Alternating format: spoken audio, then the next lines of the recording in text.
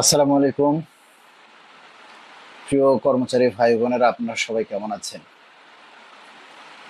আজকে আপনাদের সাথে একটু যোগাযোগ করার জন্য, একটু আড্ডা দেওয়ার জন্য এসেছি, অন্য কোনো উদ্দেশ্য নয়। আপনারা আবার আজকে পে স্কেলের আপডেট জিজ্ঞেস করেন না কেউ। আমরা বাংলাদেশ সরকারি কর্মকর্তা কর্মচারী কল্যাণ সমিতির উদ্যোগে আমরা এই পর্যন্ত 8জন মন্ত্রী প্রতিমন্ত্রীকে আমরা ফুলের শুভেচ্ছা দিয়েছি এবং ওনাদের সাথে সাক্ষাৎ করেছি। সর্বশেষ আমরা চিফ হুইপ বাংলাদেশের যিনি, তার সাথেও আমরা দেখা করেছি। আমরা যে ইফতার পার্টির আয়োজন করেছিলাম তার আগের দিন আমরা আমাদের এই কল্যাণ সমিতির পক্ষ থেকে আমরা আমাদের সাধ্যমতো আমরা চেষ্টা করে যাচ্ছি, কিন্তু আমরা একা চেষ্টা করলে তো হবে না। সবাইকে সমানভাবে ঐক্যবদ্ধভাবে চেষ্টা করতে হবে এবং এর সাথে আপনাদের সহযোগিতা থাকতে হবে, এবং আপনাদের চেষ্টাটাই হচ্ছে সবচাইতে বড় চেষ্টা।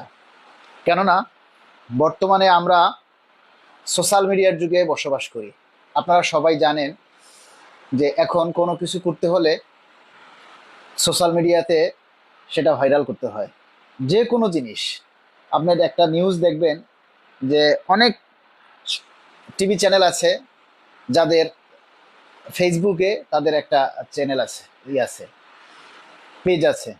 আপনার বলেন এনটিভি বলেন, আর টিভি বলেন, ইটিভি বলেন, সমস্ত টেলিভিশনের ফেসবুকে তাদের পেজ আছে। তাহলে সেই ফেসবুক পেজে যদি আপনারা সহযোগিতা না করেন তাহলে কিন্তু আমাদের আগানো সম্ভব নয়। দেখবেন যে কোথাও একটা যদি দুর্ঘটনা ঘটে, সেটা সামাজিক যোগাযোগ মাধ্যমে ভাইরাল হয়ে যায় এবং তারপরে প্রশাসনের টনক নড়ে। কিন্তু আমরা দেখতে পাচ্ছি যে আমাদের সরকারি কর্মচারী ভাইয়েরা কেমন ঝিমিয়ে গেছে। হয়তো আপনারা বলতে পারেন যে আমরা এখন ক্লান্ত, আর কত প্রচার করব, আর কত দাবির কথা বলবো। ভাই, আপনি যদি রাগ হন তাহলে আপনি হেরে গেলেন। আপনাকে ধৈর্য ধারণ করতে হবে, কেননা একটা সরকার মানে অন্তর্বর্তীকালীন সরকার আমরা পার করেছি, আমরা অনেক ধৈর্য ধরেছি। তার আগে আমরা আওয়ামী লীগ সরকার পার করেছি, আমরা ধৈর্য ধরেছি। এখন গণতান্ত্রিক সরকার এসেছে, তাকেও তো আমাদের কিছুটা সময় দেওয়া উচিত, কারণ তারাও তো একটা সিদ্ধান্তে আসবে। যেহেতু সামনে বাজেট অধিবেশন, সেই বাজেট অধিবেশনে নিশ্চয়ই আমাদের জন্য যদি বরাদ্দ রাখা হয় তাহলে অবশ্যই আমাদের পে স্কেল হবে। একটা কথা আপনাদের সবাইকে মনে রাখতে হবে, অন্তর্বর্তীকালীন সরকার যে কোনো বিল পাশ করে ক্যাবিনেট সভায়, নিজেরা উপদেষ্টা পরিষদে মিটিং করে বা ক্যাবিনেট সভায় মিটিং করে তারপরে তারা যে কোনো একটা বিল পাশ করে। আর নির্বাচিত সরকার বিল পাশ করে সংসদে অধিবেশনের মাধ্যমে। এটা আপনাদেরকে মাথায় রাখতে হবে। যেহেতু সামনে আমাদের বাজেট অধিবেশন, সেই বাজেট অধিবেশনে যাতে আমাদের দাবিটা, সেই বাজেট অধিবেশনে যাতে আমাদের এই পে স্কেলের কথাটা যাতে এমপি মন্ত্রীরা তুলে ধরতে পারে, সেই জন্য আপনাদের সকলের সহযোগিতা কামনা করছি। এই সোশ্যাল মিডিয়াতে আপনারা সবাই একটু বেশি বেশি লেখালেখি করবেন, বেশি করে প্রচার করবেন, নিজের দাবিটা নিজে একটু তুলে ধরুন না ভাই। নিজের সাথে রাগ করে তো কোনো লাভ নাই, নিজের রিজেকের সাথে, নিজের ভাগ্যের সাথে রাগ করে কোনো লাভ নেই। আমাদের আল্লাহই আমাদের উপরে সহায় হচ্ছে না, সরকারের কি দোষ দিব বলেন? আল্লাহ যেদিন আমাদের পে স্কেলের কথা লিখে রেখেছেন ঠিক সেদিনই হবে, তার একদিন আগেও হবে না, একদিন পরেও হবে না।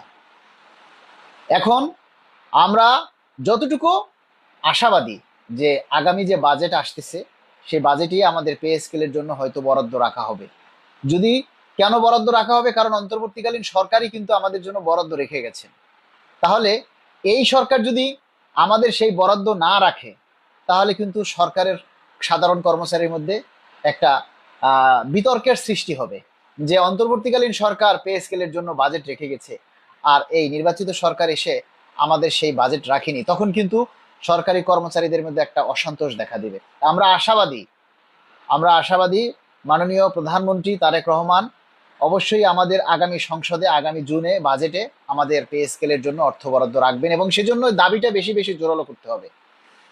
আপনারা সবাই যদি সহযোগিতা করেন, আমাদের এই যে কোনো দাবি যখন আমরা প্রচার করব তখন আপনারা সেই দাবিগুলি আপনারাও প্রচার করে প্রধানমন্ত্রীর নজরে আনতে হবে।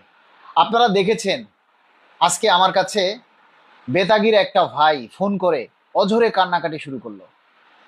তো আমার মনে হলো যে তার এই যে কান্নাটা সাধারণ মানুষের একটু শোনানো উচিত। তাৎক্ষণিকভাবে আমি সেটা আমার মোবাইলে ভিডিও করি এবং সেটা আমি আপনাদের সামনে তুলে ধরেছি যে একটা ভাই সে আজকে রাতে সুইসাইড করবে বলে হুমকি দিচ্ছে, যে মালিক ভাই আমি চিরকুট রেখে গেলাম, আমাদের সপরিবারে আমরা আত্মহত্যা করব, সুইসাইড করব, আমরা সংসার চালাতে পারতেছি না, আমাদের সংসার হয় না, বাজার নেই, ছেলে মেয়েদের সামনে ঈদ, আমরা একটা কাপড় দিতে পারতেছি না, তাহলে এই জীবন রেখে কি লাভ।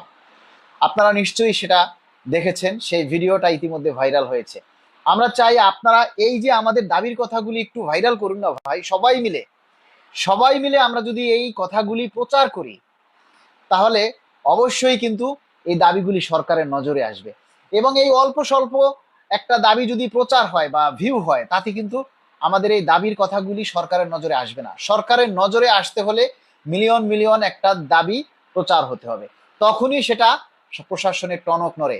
যে কোনো একটা বিষয় দেখবেন যে কোনো একটা বিষয় নিয়ে যখন সোশ্যাল মিডিয়াতে ভাইরাল হয়, মিলিয়ন মিলিয়ন ভিউ হয়, হাজার হাজার মানুষ সেখানে লাইক কমেন্টস করে, তখন সেই নিউজটার প্রতি সরকারের দৃষ্টি আকর্ষণ হয়। তথ্য প্রযুক্তির মাধ্যমে, যেহেতু তথ্য মন্ত্রণালয় রয়েছে, তাদের মাধ্যমে এই দাবির কথাগুলি তখন সরকারের নজরে আসে।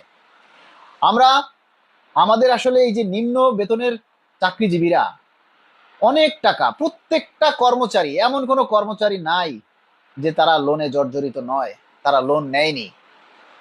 তারা যে বোনাস পায় ৮,২৫০ টাকা চাকরিতে, ৮,২৫০ টাকা যদি বোনাস পায়, এই বোনাস দিয়ে কি হবে বলেন?